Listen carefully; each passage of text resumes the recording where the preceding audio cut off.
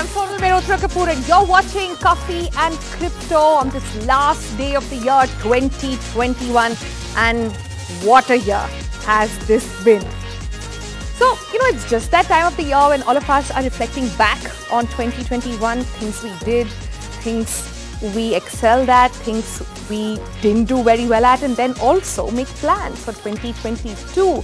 Watch out for trends. So we thought we'll do exactly that, but crypto style. So today on the program, we've got for you a roundtable of experts who will talk about trends that dominated 2021 and also reflect on what are going to be those magic numbers and figures and sectors to watch out for when it comes to 2022. So hold on, get your notepads out and get ready to hear the trends that will dominate 2022. But as always, let's get some coffee first.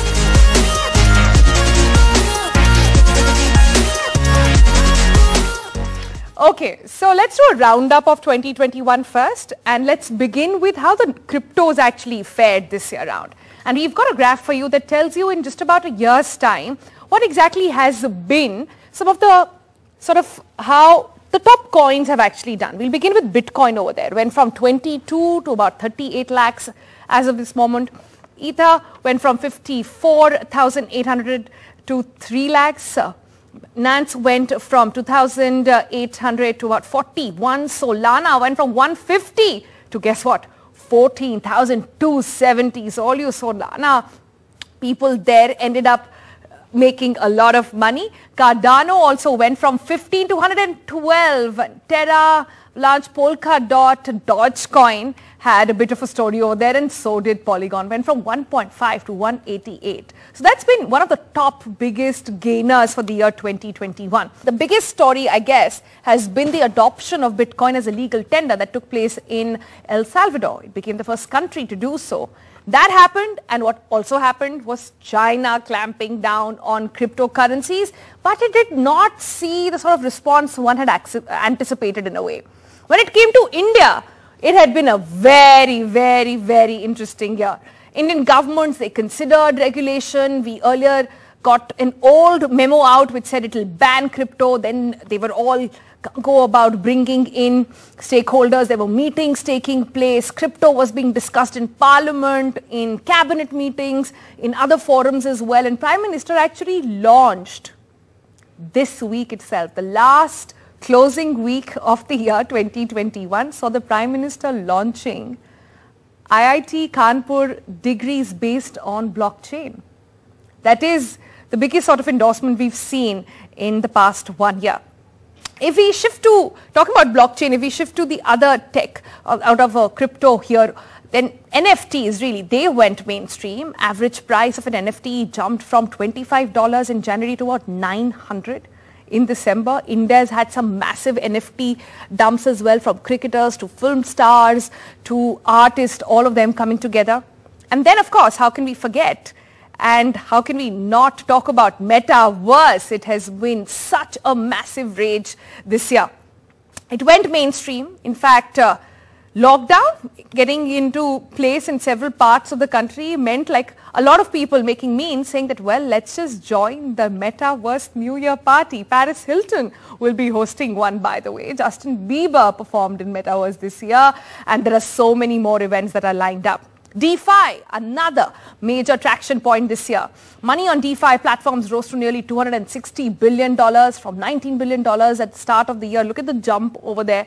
And over $600 million stolen also, a record DeFi hack. And later, all of that money, as it often happens, or sometimes happens, later returned as well. Another major update was that Taproot was that Bitcoin's first upgrade took place in 4 years as well. So that in a nutshell is pretty much what happened this year round. So having understood that, let's dive straight into our very first Coffee and Crypto Roundtable. And who do we have for you today? We've got Ajit Tripathi with us. He's the Head of Institutional Business at Aave. Hi Ajit, welcome to CC. Aniket Jindal is with us, co-founder of NAMI. We've got Rohas back with us on the program as well, and Ramesh Kailasam as well, CEO of India Tech. So what we're going to do today is on this roundtable with experts who understand crypto like nobody else, we're going to throw some questions at you and I'll go around the table and understand everybody's view on the same. All right, so are you guys ready to take on the roundtable challenge and get on with the crypto predictions of bets to be made next year? All right, we'll begin with this year. So the first question that we have for you today is your crypto moment of 2021. All right, and Ajit, you want to go first? Easily the Coinbase IPO, right? I think Coinbase IPO brought crypto into the deep end of the regulated institutional segment and made crypto really mainstream. It made everyone, literally everyone in the world take notice that something was going on. If you had to pick one, that's the one. Yeah, Aniket? Yeah, I think the year was full of moments, a lot of things happened this year, but I have to pick one. I'll say the entire Elon Musk fiasco, like whatever happened, like in terms of he promoting Bitcoin, not promoting Bitcoin, then dodgy, like that was like one of the moments for me. And then the same happened with Web3 as well, and we don't know which way that's going to happen or go next as well. Rohas, for you? For me, it would have to be El Salvador making or adopting Bitcoin as legal tender that happened in September. I think that was mind-blowing. Right. And Ramesh? Well, I'm a regulatory guy, so I'll keep my biases to regulatory stuff as well. I think I would say, we released the white paper this year and move towards a structured, defined, possibly some direction towards regulation discussions in India, which otherwise was missing. I would say that as a turning point in terms of discourse towards crypto in India. Yeah, I actually agree with Ramesh a little over here. And for me also this year, crypto, for me the biggest moment was that, or perhaps the biggest point in this country this year was crypto became a household name in India. From pawn shops to auto drivers accepting crypto, from Prime Minister to Finance Minister talking about crypto at the highest level, being discussed in Parliament, in houses, in parties, on WhatsApp chats. Today, even my cleaning woman and my driver actually asks which coin to bet on. So for me, that exactly is the biggest achievement crypto has made this year. It has just become a household name now, which makes it even more exciting for our question number 2 for the panel, which is we want to understand next the most in-demand categories. It will be very hard to say what is the one thing you want to bet on. So you want to talk about categories first that you are looking at, and in-demand categories for the year 2022. So it could be crypto gaming or metaverse, DeFi, Web3. Why don't we start with Rohas this time? So for me, it's definitely gaming and metaverse, which I would club together. And in that, there are 5 cryptos that I would bet on. That's Axis, ENJ, Gala, Mana, and Sand. I think these are the absolute top of the list when it comes to this. And I'm very, very bullish on these sectors. Right. All of them, in fact, some of them not doing very well for the past couple of weeks and months. But interesting that you find that. Sure. I'd recommend that look at it from a 1-year perspective. Yeah. So if you were to hold it now and go till the end of next year, I think these would do pretty well. Interesting. Aniket, for you? It's going to be more on the DeFi front. I do want to see more DeFi applications. That is next gen neobanks. I don't know, Ajit would comment more on that, but something not only crypto savvy users are using, but also the mainstream audience are trying to use, and we can make it more mainstream. Right, Ajit. Yeah, so it's so 2 things. One is I think institutional adoption of DeFi is here. We launched ARC just a few days ago, and it's a lot. And SEBA regulated Swiss bank have applied to be a KYC provider on that. So regulated DeFi, large scale institutional DeFi is coming. And since I'm also an investor and a long time supporter of Aniket and Bioeconomy, I would say cross chain bridges are really going to be a big deal next year. Hold on to that. There is a different category and a question on that altogether. Ramesh, your thoughts on what category do you think will really stand out? Well, I would say, I would tend to agree on the DeFi bit, but I would also add on the other bit which I keep talking about for regulation is the online gaming space. Yeah. And there I'm seeing a huge amount of appetite actually looking forward to kind of integrate with crypto and of course, looking at coins and so on. So online gaming space is something which is waiting up for some clarity on this side and wanting to take off. Right. finding it really fascinating. Nobody mentioned NFT. Have we exhausted that this year already? Is going to be something that I'll come back to. But let's move on to the next question. And this is an interesting one. I know Rohas has already answered. But for the rest of the panel, I want to go to you on coins to bet on in 2022. Aniket, with you. Yeah, I think I'm not the right person to comment on it because I kind of stay away from coins and price predictions. I'm more in the technology side of things. Maybe other panelists can comment more on the coins. Okay, Ajit? Which one to bet on? Yeah, so look, I can't offer an investment advice, but I mean, everyone in crypto talks their own book. So it's tradition. So I would say Aave, Biconomy, DeFi will come back in a big way. And then crypto gaming is great, but I think it's also very overpriced. There has been a lot of FOMO. And I think Bitcoin will start to come back because it's something, when the markets become a bit more rational, then you see, some of the more, the cryptos that have survived a long time start to really come back. And Bitcoin and Ethereum will recover big time next year. I see. All right. So let me move on to the next question now. And when it comes to coins, one question really on everybody's mind is what is going to be the future for Bitcoin? Will Bitcoin remain the king in the year 2022 as well? That's an interesting space. I can't wait to hear answers on this one. We've been reading surveys and, and experts writing down. Somebody saying it's going to reach a new high. Others saying that it's a bubble that is going to burst very soon. So let's begin with Aniket on this one and see what he has to say. Yeah, I mean, in terms of whether Bitcoin will be the king or not, probably, I don't think so, we'll get to see in 2022, but I'm more bullish on Ethereum. I'll say Ethereum has maybe it's a very biased opinion, more potential over Bitcoin in terms of whatever we're seeing developer activity happening over there and stuff happening. So for me, very biased opinion, I'm more on a Ethereum category over Bitcoin moving forward. Yeah. Okay. Ajit, but isn't there already a lot of competition there for Ethereum? Are you seeing that shine out even in 22? Yes and no, right? So I think Ethereum has had some challenges in terms of, DeFi has been a little bit hard to use on Ethereum for the ordinary user, but then there are solutions like Polygon. I'm, a long time supporter of Polygon, and Polygon is India's biggest crypto success story, right? I think one thing people aren't realizing is that the story isn't the coins and the prices. The story is how big an impact India is going to have, all the developer talent and technology talent in India is going to have on Web3. The last time the internet really happened, we didn't have, I was using dumb terminals at IIT Kanpur, right? And we didn't have proper computers and all that at homes. Now it's a very different story. Now everyone in India is on mobile and computers, and now we are really ready to build Web3. I think that's the big story. So India really needs to focus on the tech side of this. All right, Rohas, for you, the question was actually on whether Bitcoin remains the king and is Ethereum going to see more competition?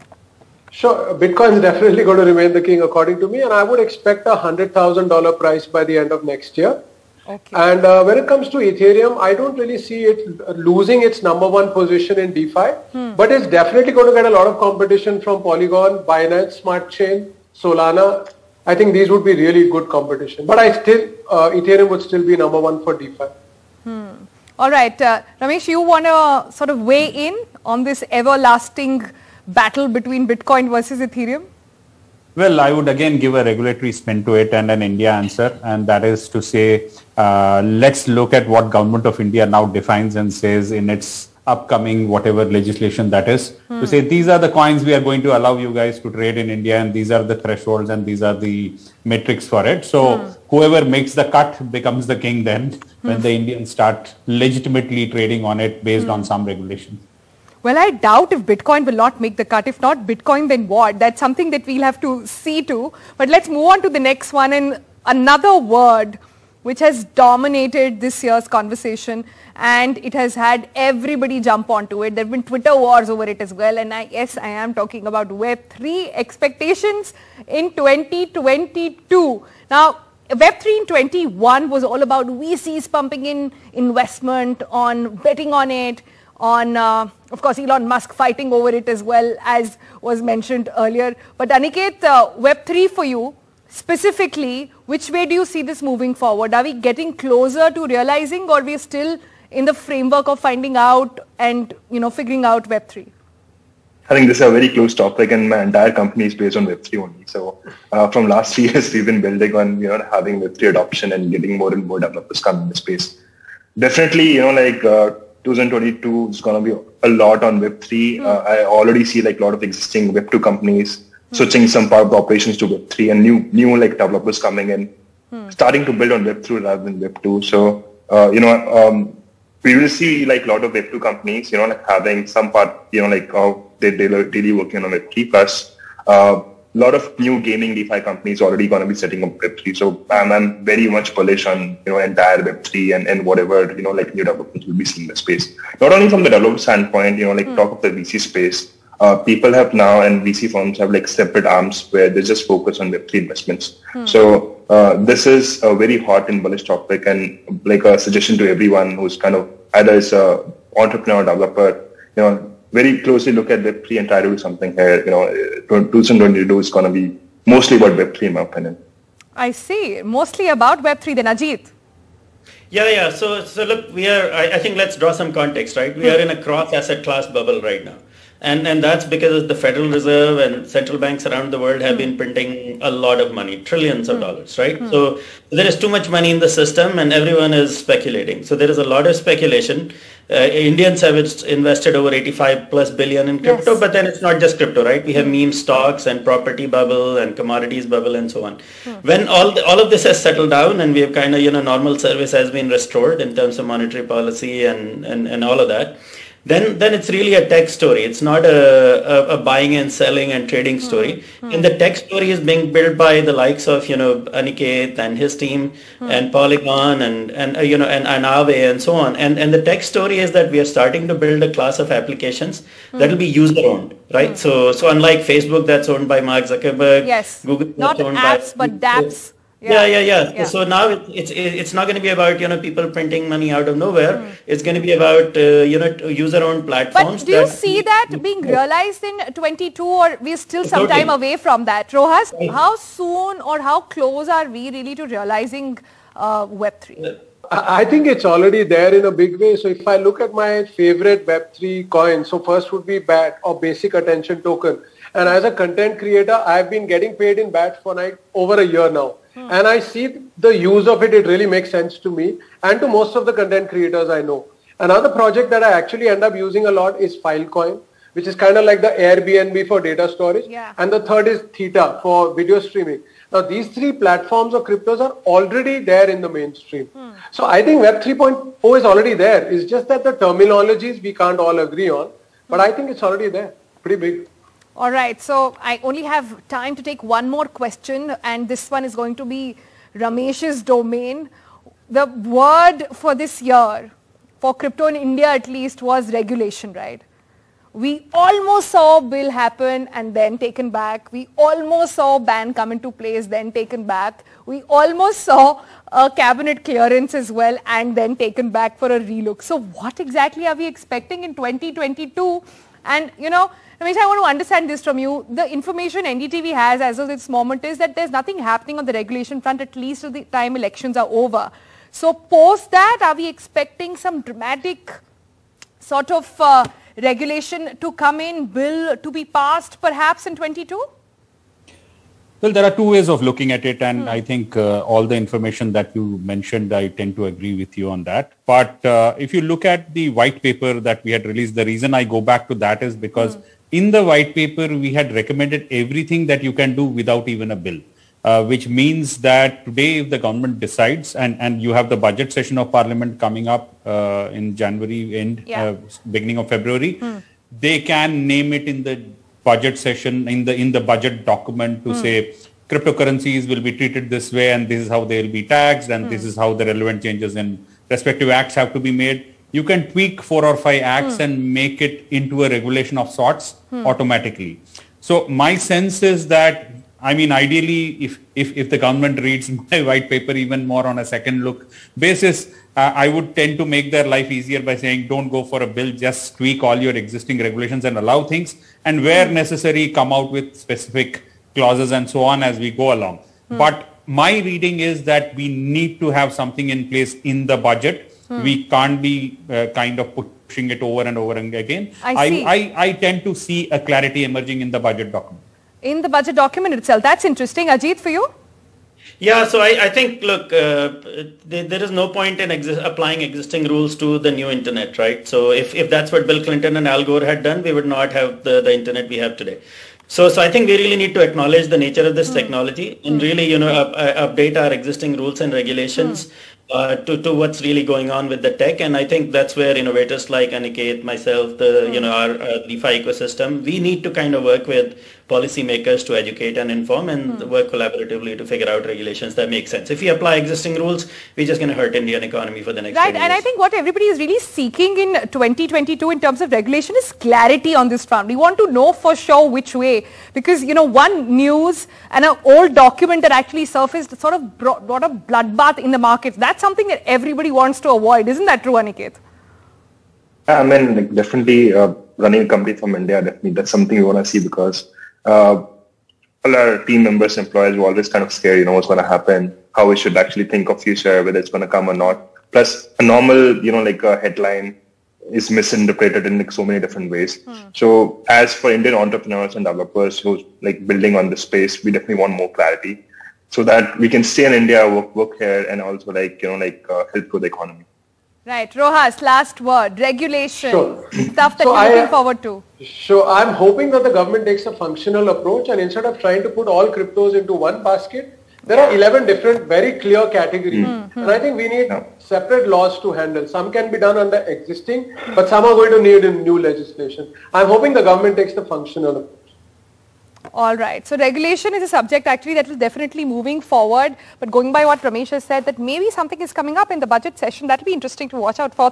All right. So that is the roundtable on coffee and crypto, the very first one that we've done for this year. We'll be talking about all these trends in much more detail as we approach the next year as well. Why don't you send us your list this time around as feedback on things you want to see on the show, and we'll be happy to incorporate it in the upcoming episodes as well. Also coming up in the next episode, we're going to talk to IIT professors about degrees that were given out.